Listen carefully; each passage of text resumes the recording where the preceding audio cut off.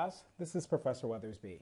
In this quick example, we're going to discuss how to find the subnet mask in a IP problem, subnetting problem, where you're given a host requirement. In this example, I'm going to actually use one of your homework assignments, Packet Tracer 2.5.2.4, to show how this is done.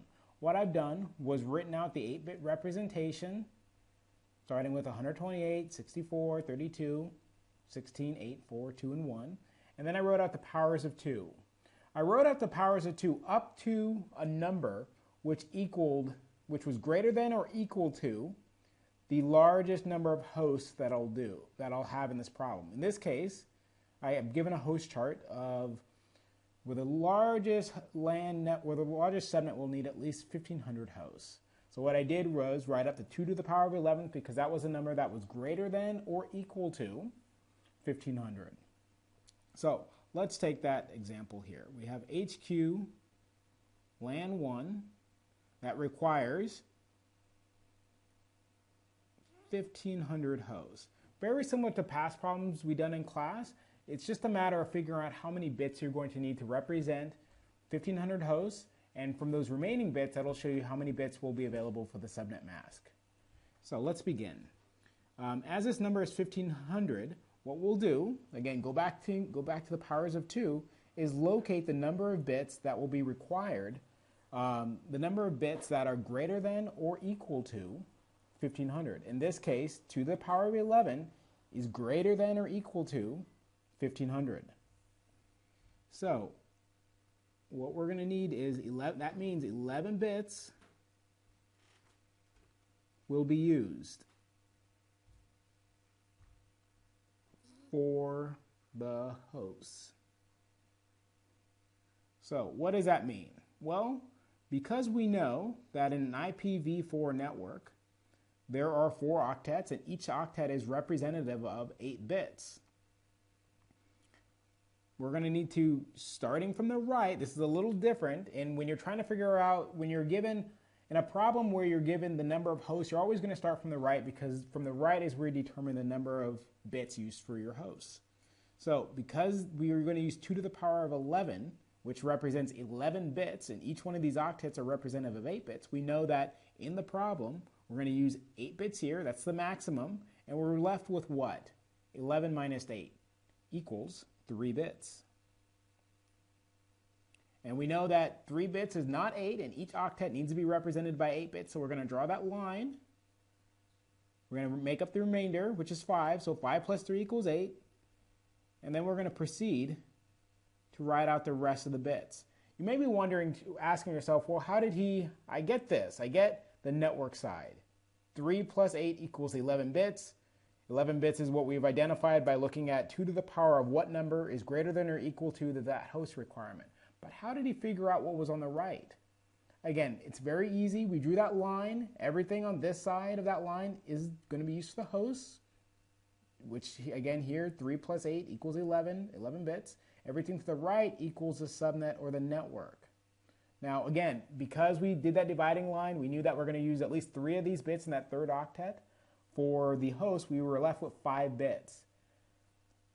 And because of the way in which subnetting works, we know that the remaining bits are going to be 8.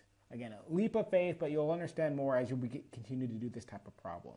So let's write this out into decimal notation. So 8 bits represents 255, so we see 255, 255, and now we have 5. What does that mean? Well, 5 bits are going to be used, and the way we go back and translate this into decimal is we look up here into our little handy chart and say, well, 5 numbers, 1, 2, 3, 4, 5, are going to be used to represent the subnet mask. So 128 plus 64 plus 32 plus 16 plus 8 equals 248.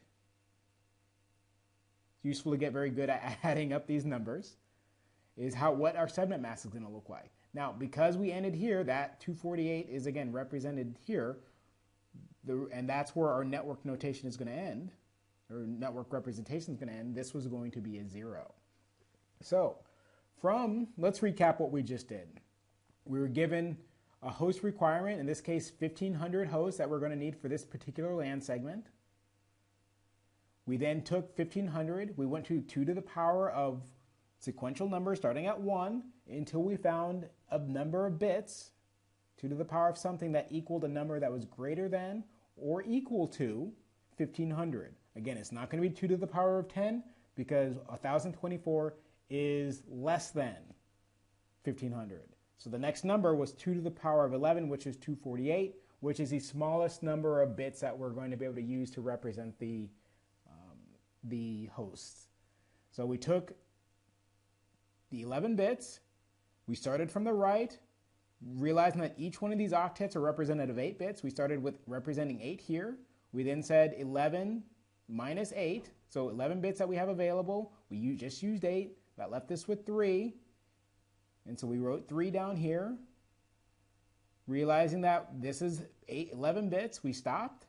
We then worked backwards to say, okay, I just, out of this 8 bits for the third octet, I just used 3. That left me 5. So I'm going to draw my dividing line. I wrote 5. And then I proceeded to represent the remaining bits. Again, because of the way subnetting works, we usually work from the left to the right. From the left to the right. But in this case, as we're trying to find out the number of hosts, we work from the right to the left. Now, in this case, we're given a subnet mask. If you were to go back and look at this particular problem, you'll actually see that the packet tracer that it initially gives you is incorrect. It's incorrect because it does not have 255.255.248.0 being used for the HQ LAN. So that's it. That's actually all you need to do. If you were to proceed and do the next one, I'm not going to do the entire problem, or maybe I'll do it very quickly. HQ LAN 2 needs 1,000 hosts. So what do? We look at this chart here, 2 to the power of each number in sequential order, until we find a number that is greater than or equal to 1,000. Happily, we found a number right here, 2 to the power of 10, that equals 1024, which is greater than or equal to 1,000. So we're going to use 10 bits. Let me scroll this window down here so you guys can see that. I don't know how to scroll, so hopefully it'll scroll with us as we continue to write. So as we write this out, we realize that we're going to use 10 bits, just like before. We're going to start from the right and say 8 bits. Well, we know we're going to use 8 bits, and we're starting from the right because we're starting with the number of hosts. And then we're going to take 10 minus 8 for the next octet, which is 2. So we realize that here are those 10 bits right here. 10 bits represented. We're going to draw our line. We're going to write in a 6 because, again, 8 minus 2 equals 6. And these remaining bits will be for our network. So network, subnet, and again, what do we have? 255.255.6 bits. We come up here. 1, 2, 3, 4, 5, 6. And all these numbers added up equals 252.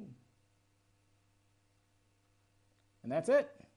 We've just solved 2 of the questions posed in the packet tracer that is your homework, 2.5.2.4, on how to solve the number of how to come up with a subnet mask for the number of hosts that are given. Now, what you should do is use this methodology, solve the rest, write out the subnet mask, and then compare it to your packet tracer. Compare it to the answers, compare it to the packet tracer config that you're given. See if they compare. What you're going to find is that they probably don't. More than a few probably don't. And that's it. I hope you enjoyed this lesson. If you have any questions, please feel free to reach out to me during office hours. Thank you. Or by email.